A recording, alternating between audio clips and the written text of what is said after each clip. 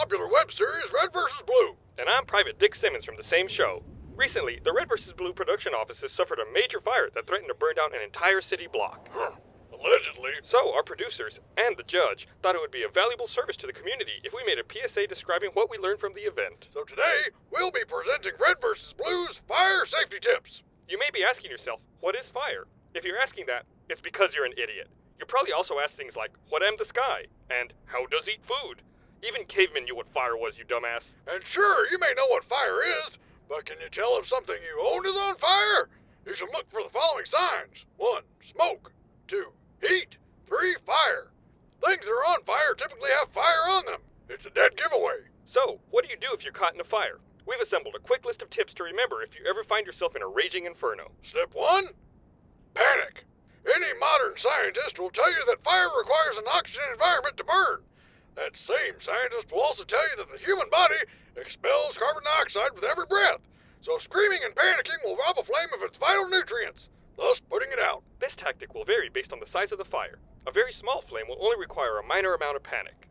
I am somewhat concerned that they are going to make another Indiana Jones movie. A medium-sized fire will need a moderate level of panic. Did you hear that the swine flu is in Australia now? That can't be good. And for a 5-alarm situation...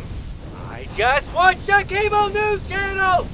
Everything is terrible! Clearly not enough panic. In this case, I would recommend reading some radical political blogs as well. Try doing a search for the phrase, Mayan calendar. In fact, one of the largest fires in American history was at an old girls' private school.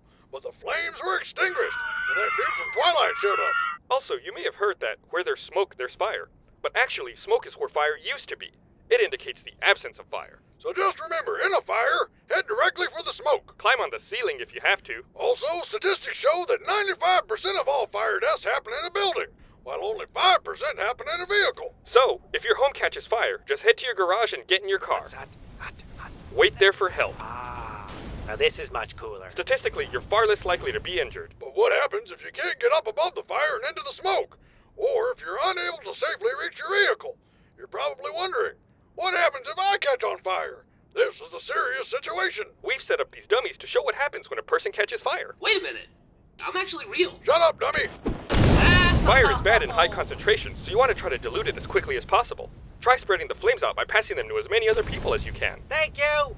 Fire safety is about sharing. Just remember, stop, drop, and roll. Stop next to your friends, drop them with a swift fire punch, and then roll around on them. This will spread the heat across many sources, quickly dissipating it. Simmons, we may have a situation here. I think you're right, sir. Well, time to practice what we preach, Simmons. Let's get to panicking. On it, sir. Ah!